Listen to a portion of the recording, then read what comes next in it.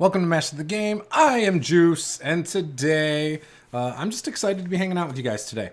I have a series of questions that I've saved over the course of a few weeks here, and I'm not going to get to all of them. I've actually highlighted the ones that I think are better than others for today, but I probably won't get to all of those either. So before I get into doing that and answering those questions and your questions from the chat, I do want to quickly mention I will be at the Detroit Historical Museum this Saturday.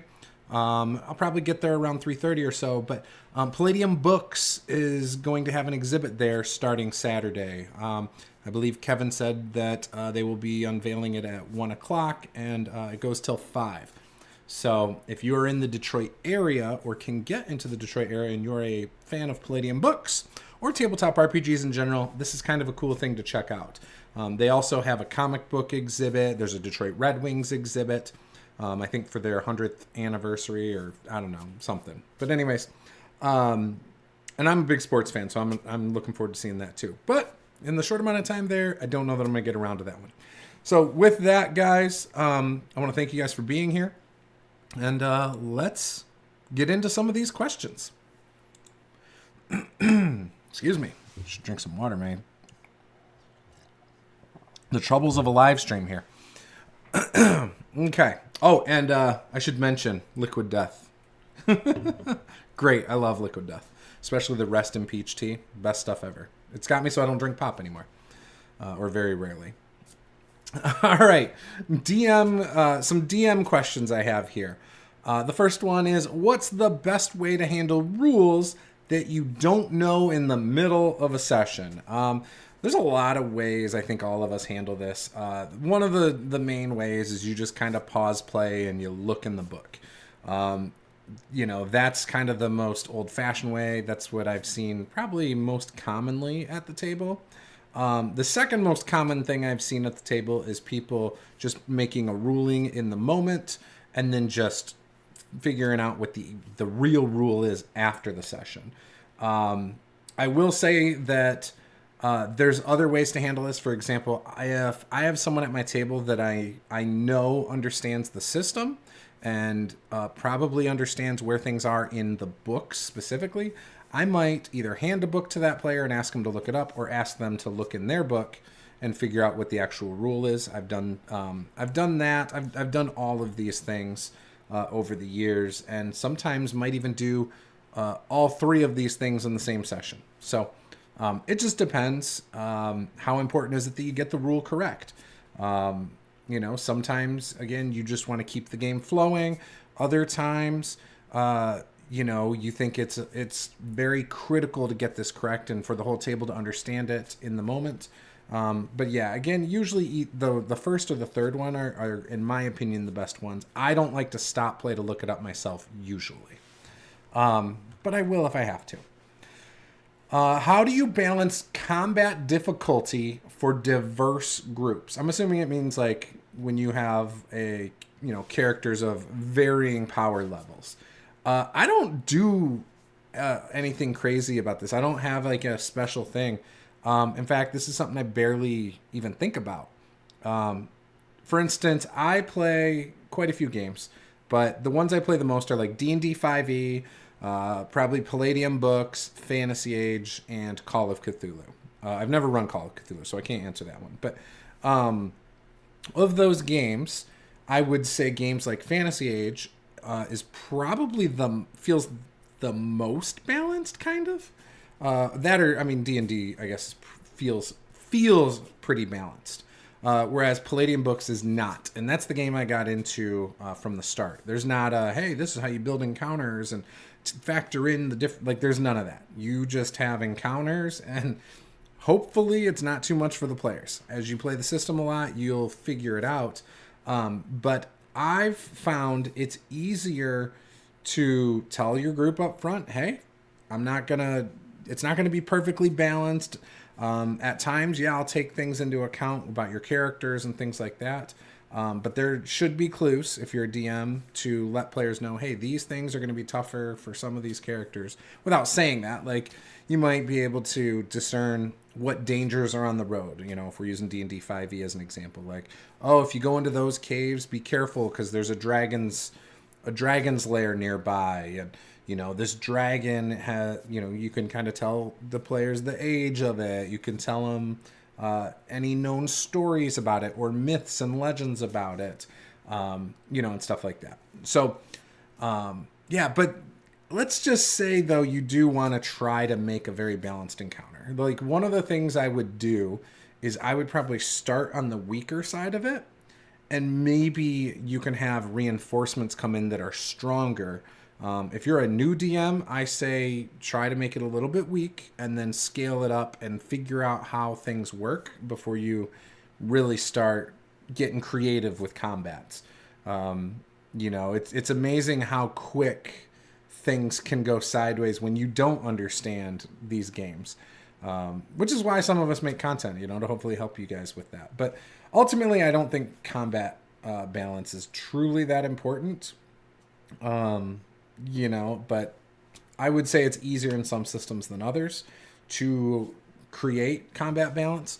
And to me, 5e, for example, is the easiest for me because I can tell based on what my players at my table are playing. I can usually tell about how much damage per round they will dish out, how much, you know, how much hit points they have, and stuff like that. It's really easy. Whereas a game like, say, Palladium Books, there's a large variety of things to factor in. The SDC, the hit points, MDC if you're playing Rifts, heck, the hand-to-hand combats, how characters decide to use their defensive actions like parries and dodges and rolling with punches and stuff. You know, so there's a lot of things to factor in with that as opposed to, say, D&D 5e. So again, just a little different, but ultimately I don't think it's that important to dial things in and be super balanced or anything like that. How do you avoid railroading players while still telling a good story? So I have some groups that I've played with before that I've decided railroading them was the best way to handle the campaign for a variety of reasons. And it's not even just the story. Sometimes you have players who are very proactive and investigative, and then other times you have players that need you to slap them in the face with a hook 2 or 3 times before they go after that hook.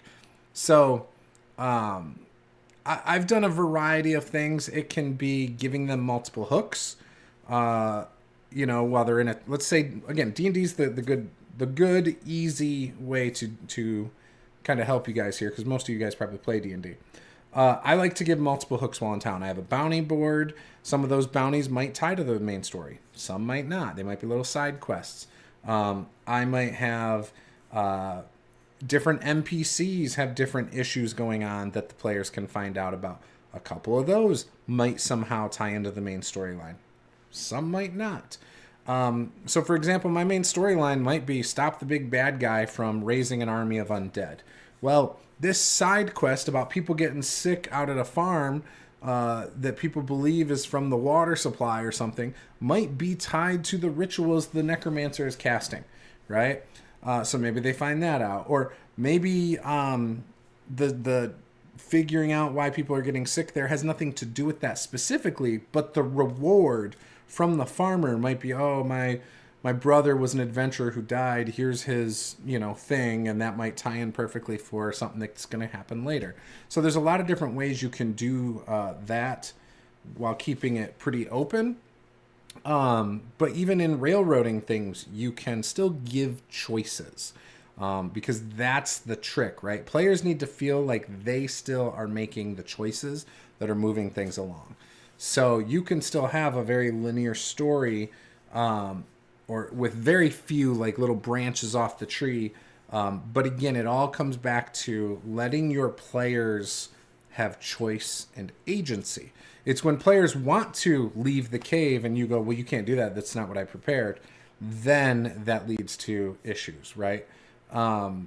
So again, I think as long as you give them choice, and I think as a DM, one of your biggest jobs is to follow the players' leads. That again can be them saying they really want to stop in town and do shopping, or oh yeah, they want more exploration. And even though your adventure might be taking place in the city, you give them reasons to leave the town a little bit and adventure outside the walls.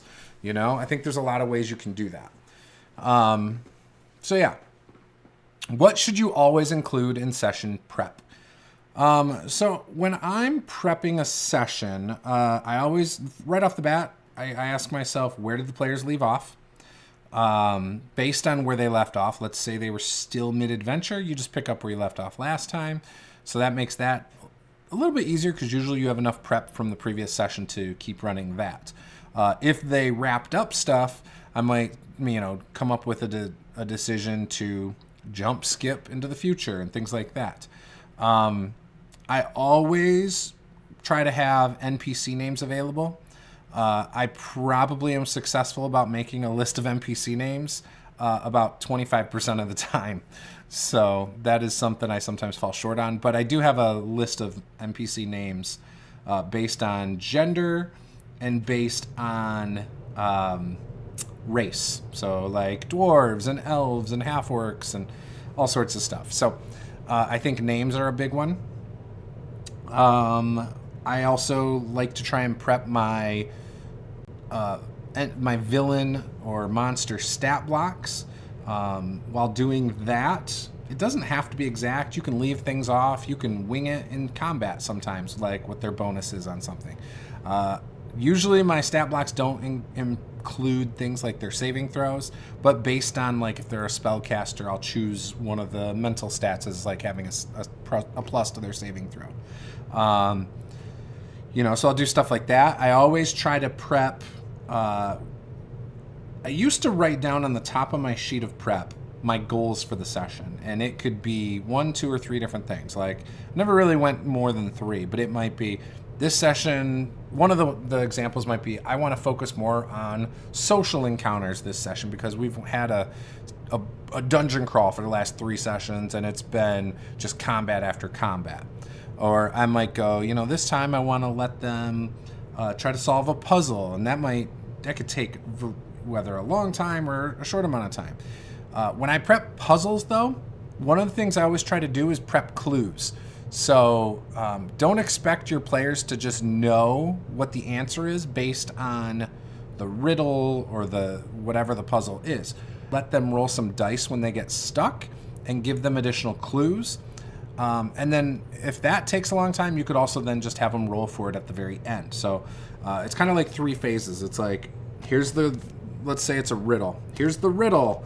Boom. Give them 5-10 minutes. If they start seeming frustrated, choose a player to roll and have them roll whatever skill makes the most sense. Based on that, give them a clue. Don't tell them the answer. And if, again, they get frustrated within a few minutes of that, just let them roll for it and succeed or fail. The other thing is if they fail the puzzle, can they still advance through whatever's happening? Whether it's the dungeon, can they get past the door somehow? Don't have crucial puzzles that require them having to get the correct answer or combination. Come up with alternative solutions, and if that's the case, right?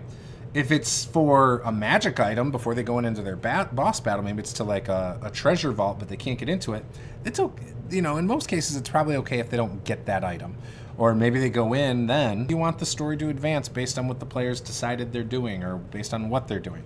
Is there anything in this session that you think can advance the story? So yeah, that's kind of the things I'm aware of.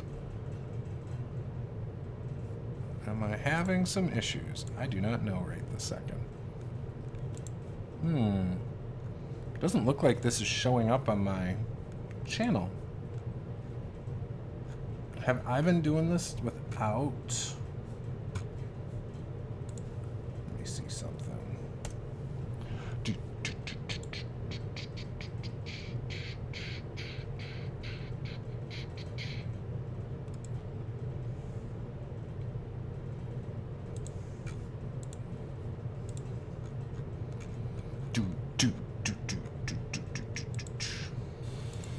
All right. It's working. Okay, good. I wasn't sure. My YouTube was looking a little goofy for me. Close that. Okay.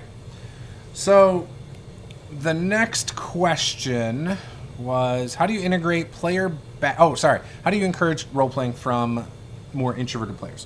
So more introverted players. One of the things I've been known to do is sometimes I'll just ask the player when they say, "Oh, I roll to hit, I 16." I tell them it hits and I ask them to describe what it looks like. That brings out a little bit more role play in combat, in social encounters. And if they've been quiet the whole time, I might have an NPC ask them why they're so quiet, or ask them if they, care to weigh in. As a player, I've brought other players into it by again kind of passing the spotlight over to them. Just a simple, I don't know what I think of that. What do you think, Bill? And then let them chime in, I think those things are helpful. I think talking to them, maybe they don't want, a lot of role play. Like they want to just kind of be there, roll some dice, occasionally come up with some stuff, but maybe they're just not someone who needs main character spotlight, maybe they're more sidekick energy, and that's okay. How do you integrate player backstory into the campaign story? So this is a session 0 thing. Right up front at session 0, I try to ask every player what they want out of the game and the campaign. We figure out how each character knows each other. I might ask players what their background is, or what they're based on their character's job or occupation or class or whatever. I might also, kind of tailor some stuff into it that way. If a player wants their backstory integrated into the campaign story, I can do that. Usually I still treat them separately. Occasionally I'll pull their personal story into the campaign story. So for example, our Sunday night game, our last campaign where we were in my homebrew Orcs Arrow Peninsula, I think I touched on everybody's backstory thing. We had already explored one of the characters' backstories in a previous campaign. He was playing the same character in this one, so I didn't tie his backstory into this one. But I had a character who was a former, prisoner of the orcs, and the main necromancer in that story especially, and so he actually had a marking on his body from that necromancer, and he was believed to be dead, but he wasn't, and got away. And so this marking though gave him, I think it gave the necromancer the ability to control him and stuff. But throughout the campaign, the group got a little bit more backstory about him. And then the other character, his backstory was that he was, really just trying to, and this is a D&D campaign, he was trying to explore ley lines and learn about that and incorporate that and get stronger. So I did a few things. One, I put a really important ley line over the necromancer's lair, and implied that the necromancer had been tapping into it to raise the dead. And so when they were there, he also got power-ups to help him defeat large amounts of enemies and things like that, which I thought was pretty cool, and I think they did too. So, it really just depends. It's case by case whether you weave anything in from their backstory into the main story or if that's more side quest stuff. Just again, it depends. What tools or aids help you run a smoother session? So I like DM screens a little bit more so because usually they have conditions on there, and they have a couple other important rules things that you tend to have to look up because you don't just memorize everything. And then I really like the Brothers Forged Rod of Initiative that I have. I use that for all my games. I used to use tents that I'd put on top of my DM screen, and those worked great. But I definitely prefer my initiative rod. That one, the players all can see it really well. It stands out, makes it easy to, see whose turn is next. the other thing on that I like to write is like their passive perception or something on the side that I see as opposed to the side that the players see. So that's a big one. I have these condition. I reviewed them on the channel not long ago, but these little like condition things that go underneath your miniatures.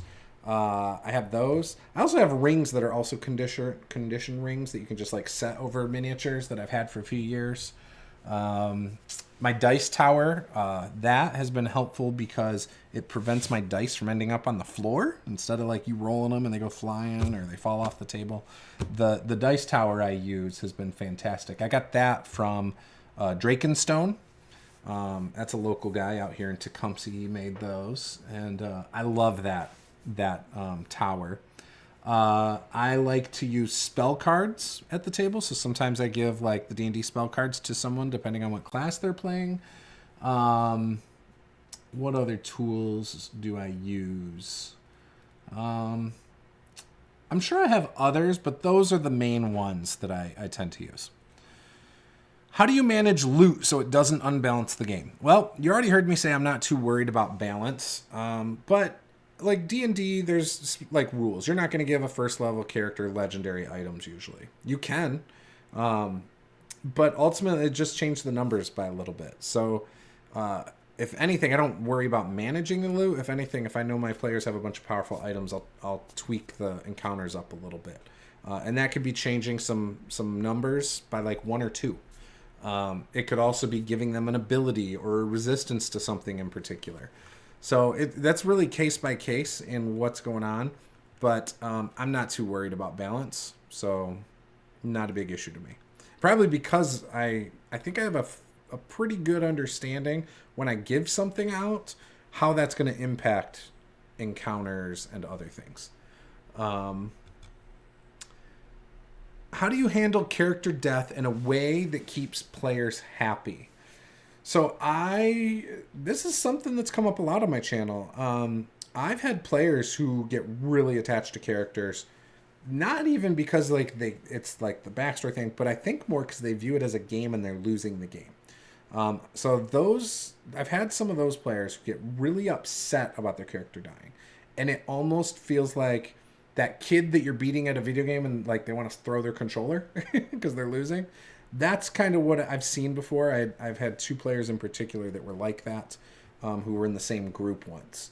And I played with them for years. And I will say that they never had characters that died in my campaign, though. But like if they were low on hit points or whatever, you knew because they were frustrated.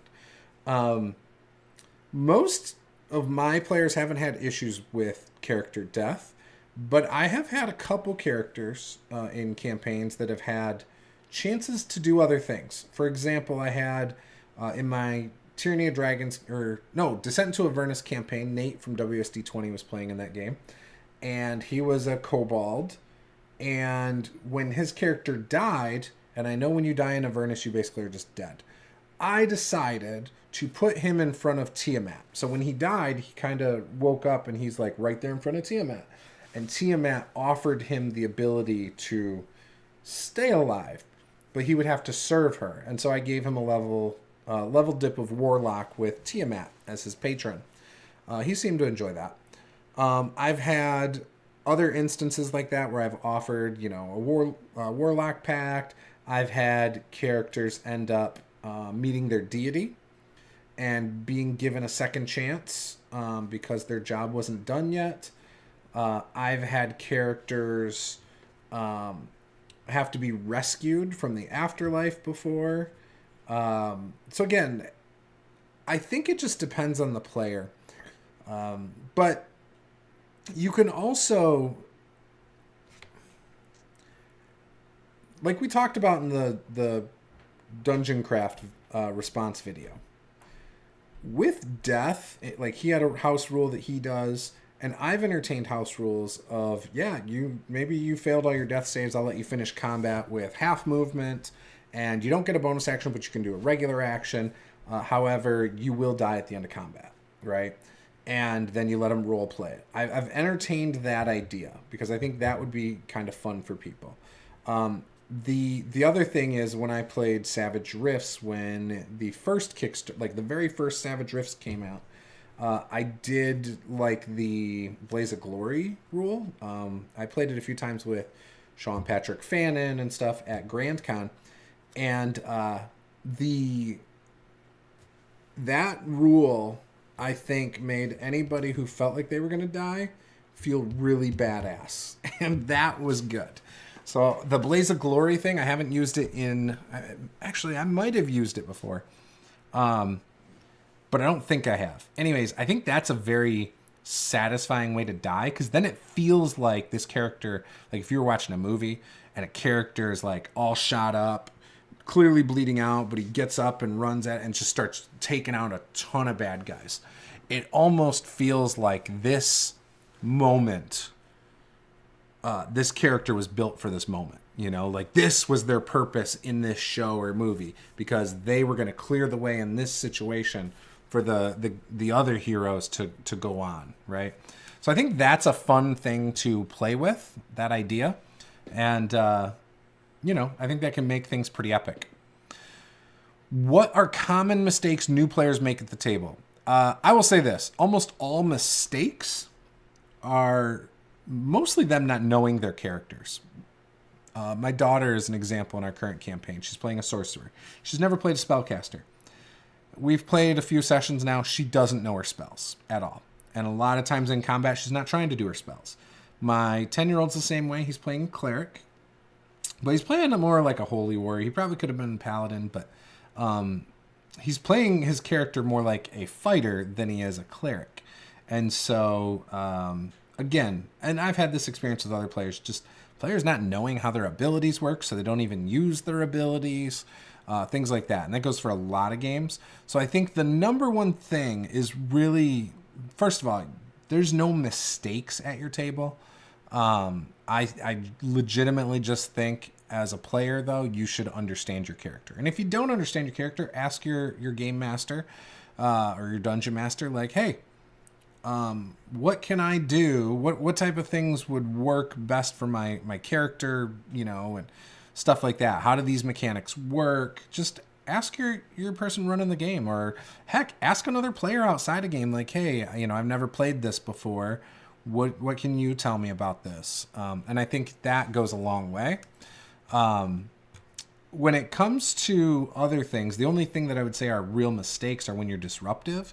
And that could be if you don't understand that, like, hey, half the group here really wants more social encounters, but you're trying to push the pace, and so you're fighting everything and murder hoboing.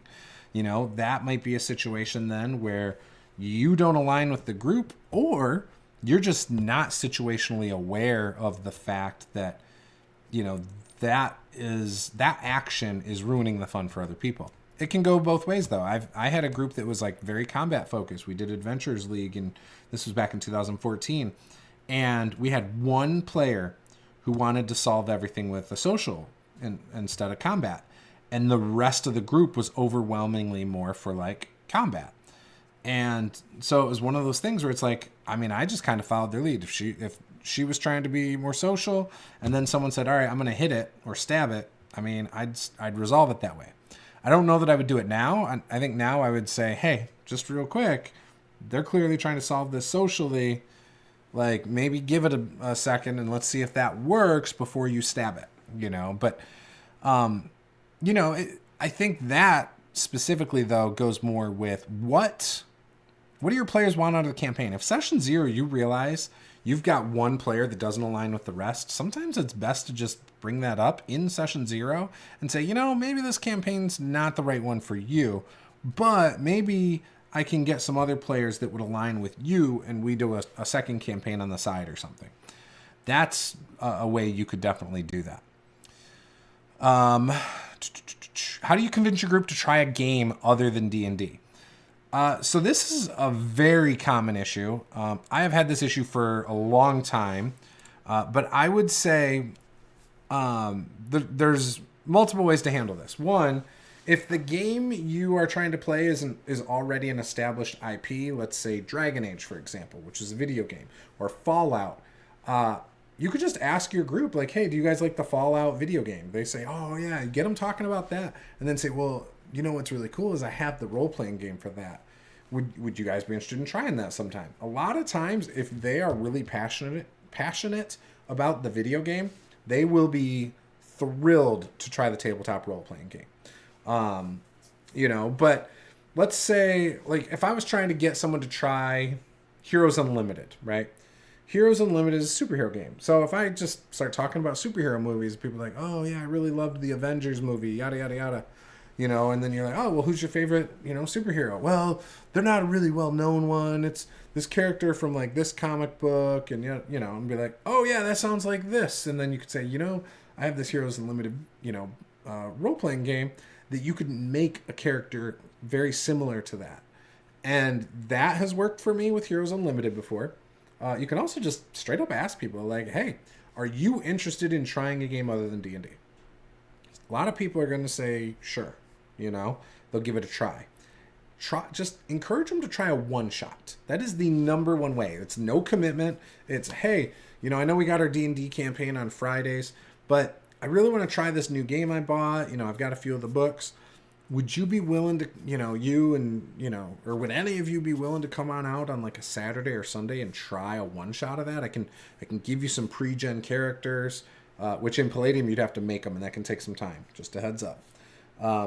Or you have to buy, I don't know if they still sell the pack. They used to sell a pack on Drive-Thru, I think it was Drive-Thru RPG, that was like their Megaversal Ambassador starter kit, and it had characters already pre-made for the different game lines. I'm sure they still do. It also had like an adventure and like DM screen inserts and some other cool stuff. But if you just ask and you try to work around the situation rather than replace your current D&D game with it or your other games with it or whatever, I think you'll find some people would be very receptive to that. You might still not have enough people. You might have to find some others. But yeah, it really just comes down to conversations, finding common ground and tying it to the game. Stuff like that has worked well for me, because let's be honest, D&D is not the best game for people who like low magic settings, or you want to play a more modern setting type of game. Well, again, D&D is not really that. So, just ask them. How do you handle initiative in turn, order, and chaotic situations? So this was kind of something that was talked about in the DM Craft response video. I think, well, first of all, I don't think it matters if there's a chaotic situation or not. I just use initiative. But if somebody wants to do like an attack before combat or whatever, then I resolve that usually and then go into the combat. The only time I don't is when I'm playing with my kids, because sometimes like someone will be trying to do something and they will try to attack. And so then instead of resolving that, maybe I want to give that other person that chance to still do the thing. So we'll roll initiative and see if they can talk the creature down before it gets to that one player's turn. So yeah, but I mean, I handle it for the most part just like how it would be handled anywhere. Just roll initiative and go. Whether it's a chaotic situation or not doesn't make a difference. How do you teach newer players the rules without overwhelming them? Stick to the basics. Palladium Books is a fantastic example. There are a lot of little tiny rules that don't truly matter at the table. For instance, there's different martial arts you can take as your fighting style, right? You can have basic, expert, martial arts. Then there's specific ones that you can get out of ninjas and super spies, and there's other ones. All that stuff can be very overwhelming for a new player. So I tend to not worry about the specifics, and I ask them like, hey, do you want to be like a trained combatant? Do you want to be someone who knows martial arts? Or are you just kind of more of a normal person when it comes to hand-to-hand fighting and that's not your thing? And, we go from that. Based on that, I help them decide that. But in combat, for example, rather than worry about the 52 different types of kicks and punches that they can do that all do different damage types and stuff, I usually just, hey, you punch, you kick, no matter what they say, and then we go with that. So I always kind of strip something like that down in Palladium just to make it easier to grasp and then slowly add on to it over time. In D&D, I try not to worry too much about all the spells. Like, for instance, my daughter's a sorcerer. So I've told her, hey, why don't you just figure out how a couple of the spells work so that at least you know, like, in combat, I might use this. If I'm not in combat, these spells might be kind of cool to use depending on situations. But you don't have to know every spell in the game. You don't have to know every single thing about, like, other characters. You don't need to know all the feats. It's just how to read your character sheet, understanding, the conflict resolution mechanic, and then some basic things you can do to be effective, whether in combat or outside of combat. That's about it. And that seems to work well. And like I said, just give them things as they get those down, then you elaborate. What techniques help keep track of multiple simultaneous quests? So one thing I like to do, I don't have any here right now, I like to put new quests on a note card that I put in my binder. I do binders for my campaigns. So for example, this is my Sunday campaign right here. And in this, I have a world map. I do have notes. So I use note cards for a couple different things. So here's my note cards. So this note card specifically is the main quest. I've got the NPCs and some notes about them. This one on the previous campaign with them, I had just a card that had quests on it, and as they did them and did the rewards, I highlighted them so that I knew that they had already done those. So, now I believe they did complete the last one, but it was the last session, so that's why I never highlighted the bottom one. Other things I've sometimes done is written down like magic items on those cards. Works well if it's an in-person game, because then you just slide that card to them and tell them to return it to you at the end of the session. So that's worked really well for me too. So yeah, I don't know. Sometimes going through my notes when it's just on paper and figuring out which session was it that they found that out is kind of a pain in the butt. I'm also not the best note taker in games, so and that goes for if I'm a player or a game master. So, how do you work with players who want very different play styles, role play versus combat, for example? First of all, I think you role play combat as well. I think what you really mean is social encounters compared to combat encounters. This goes back to the question we already answered, and we've talked about this a lot on the channel. I think too many times people feel like they need to cater the game around the whole group, and every now and then you just have to realize that some players are probably not meant for your group. And, but with that, let's assume they fit in great with the group. So then you need to find a nice balance, and you're going to have a session here and there that has more social as opposed to combat. You might have more puzzles one session over, social and combat. Maybe there's just a whole session planned around riddles and mysteries, and they can all be fun, right? But you gotta really just marry the ideas that everyone has, if that's the way you want to go, and figure it out. Like, if 3/4 of your group are really social heavy, then maybe you lean into that, and the other person's combat heavy. So it's like, okay, well, we'll probably have more social stuff, and then every second or every 3 sessions, we're going to have a ton of combat, just because if you never appease the one odd person out, it just feels like, why am I even playing this? It's not that fun, right? So you kind of have to just balance it out. So I actually take a single player approach sometimes, where it's like, I've geared tonight's session around, let's use the name Bill again. This one's around what Bill likes, his character's backstory. This is a heavily focused Bill session. The next session might be a heavily focused Peter session. And now we're really getting in, like, what does Peter like? Okay, that's what this session's, like. Now, it doesn't mean you go from one session being really heavy into one character and player to the next session being really heavy for one character and player. But, space those types of things out a little bit. I think that's probably the best advice I can give you there.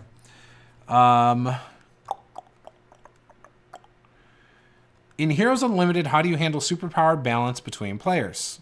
So, first of all, when you're creating characters in Heroes Unlimited, it's kind of assumed you're going to roll for everything, which means the amount of powers you get is very random. So I like to figure out what kind of campaign is inspiring me or motivating me. In this campaign, do I have very powerful villains? Or is this more like a street level thing where, they're going to solve just petty crime and little stuff. And then maybe eventually we'll have some bigger things. There's a mob boss that's behind everything going on. Or the police chief is actually corrupt and he's actually been paying people on the side in order to get a bigger budget for his police force and so that he can make more money and become a famous police chief in this city or, whatever. Anyways, point is I try to figure that out, what I'm trying to tell, and that'll determine which things are available, which powers are available, and how many. So you can be flexible on this, or you can say, hey, everyone gets 1 major and 2 minor powers, or 1 major and 1 minor, or no major, 4 minors with these exceptions, or whatever. Or you could just let them roll for it. Most of the time, I don't care about balance, so I just let them figure out what they want to do, and I might restrict certain powers. If you're making characters together, you might realize one character at your table is very powerful in combat. Like, he's got ultra physical structure, he's got 800 SDC, and super strong. And so in combat, you're not, he's just going to dominate, right? And then you have another character that was built for combat, but he's so overshadowed by that one, you now have to find creative ways to make the second character get spotlight in combat. Maybe the big heavy guy because let's say he changes into something very heavy. Okay, maybe he gets stuck, and so now you gotta build your encounters in ways then, or create villains and stuff that can counter those. Rifts is an example. So I was playing in a game at Grand Con, and I was a Glitter Boy pilot in this one game, and we went into sewers. Well, the Glitter Boy pilot can't take his giant Glitter Boy down through a manhole into a sewer system. He could. He's going to have to blow it up, but then he's going to have to go down there and then hunch over to even try to walk down the sewer, but then he can't anymore because you just kind of have to continue to destroy the road. So again, realizing what your character's strengths and weaknesses are is very important to balance, if balance is important to you. So, yeah. What books do you need to start a Palladium Fantasy campaign? For that one, you just need the core book. You could play a human-centric Palladium Fantasy game, or make your villains out of this book. Or, if you want to get a little more in-depth, you get this, and I would say Monsters and Animals would be the only other book you'd really need to play Palladium Fantasy. And then you're good to go. And then maybe you want to get one of the world books to focus your campaign there. So no more than 3 books at the most. There's also I think Dragons and Gods. That's a good one too. But for the most part, you just need those first 2 books. Do most Palladium groups use vanilla rules or homebrew? Most groups I've played with play homebrew. In fact, I don't know anyone who does play Palladium raw. I think they pretty much all use some homebrew rules. I used to play with a Palladium Fantasy group in, I think, Livonia, Michigan. And this apartment complex, there were about 10 of us that would sit around this living room and dining room space and just play. It was fun. And I think they had some house rules that I don't remember now. I know Kevin himself uses house rules. So, yeah. What are tips for introducing Palladium to players used to other systems, D&D or Pathfinder? Well, I mean, it's simple. It's D20 for conflict resolution for combat, but it's percentiles for skill checks, most skill checks. So again, I think it's pretty straightforward. I don't really have any crazy tips, just keep it simple for anyone that's trying to jump over. As much as possible. Like in character creation, skill selection is very time consuming. Sometimes if you're coming from more simple systems, it's hard to wrap your head around like, wait, there's 5 different, skills related to the same thing. Like for instance, you might have chemistry and you might have physics and you might have basic science, that would be an example, or basic mathematics or advanced mathematics. So again, there's these things that a lot of people coming from other systems think are just a little much, a little unnecessary, right? So you just kind of bring them in slow, bear with them, and I think you'll find it's honestly, they'll probably learn to love it, honestly. There's a lot of people who really love the Palladium system. I have found it seems like some Pathfinder fans really enjoy the Palladium system. So a little bit of a crunchier, I wouldn't say system, but it is. I mean, it's a little bit of a crunchier system from the standpoint there's a little bit more detail in it, right? Having 100 different fighting styles to choose from, or however many through the books, whether it's ninjas and super spies and things like that, also can be a little overwhelming for new players, but ultimately I think it's fine, and I don't think it's that hard to pick up once you get into the game. How do you integrate riffs or multi-genre campaigns with other Palladium books? So there's conversion rules in the system. I haven't had to deal with this very much. I've thought about using Heroes Unlimited characters in Palladium Fantasy before. I had a character that was a Heroes Unlimited character that went to Rift's Earth in session once, but I was so young I don't remember how that stuff was handled. I think he just told us, all our SDC stuff was MDC with like a slight conversion, and I don't know what that was. How can you scale adventures in a system with very different power levels? I think you just have your adventures preset. Like, my adventures are not geared around the power level of the players. They're usually geared around my story for the campaign and what I need to happen. Like, if I'm running I try to plan out how many sessions I'm going to play, approximately. Let's say I'm going to do a 24-session campaign, right? I know by session 24, I might already have an idea what the theme is going to be for the big bad guy's final battle, right? And so in session 24, I know how powerful that villain is, and maybe he's got a vulnerability to something, and maybe because he's got a vulnerability, I want to give a magic item by some point that the party can use at the very end, that's going to really hurt the villain. Maybe I foreshadow some stuff early on. But that's what I actually try to do. It's usually story focused for me and not power focused. As a GM, I don't think about the mechanics as much as when I'm a player. When I'm a player, I love to build characters based on concepts and power levels and stuff like that. But when I'm a GM, I don't think of it the same way. I try to think more in story terms. So yeah.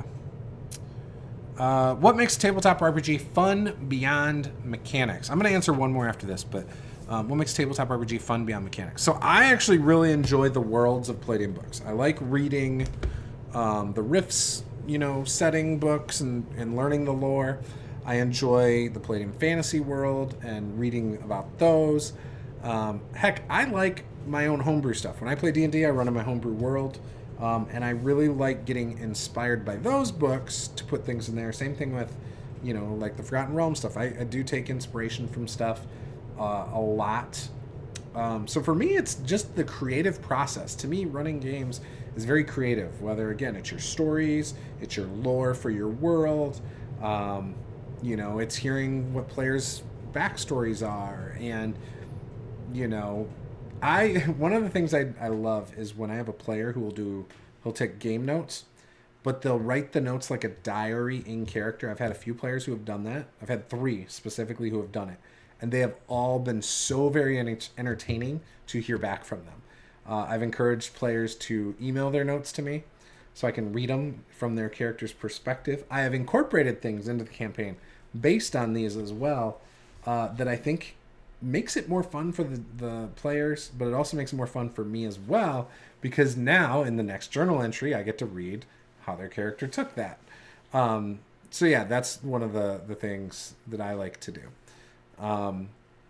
I do like some mechanics. I like talking mechanics with friends, just, what their thoughts are, and crafting, like, what's the most powerful thing. I have a binder of Heroes Unlimited characters. I think there's some others like Palladium Fantasy and Rifts, but it's a lot of Heroes Unlimited characters.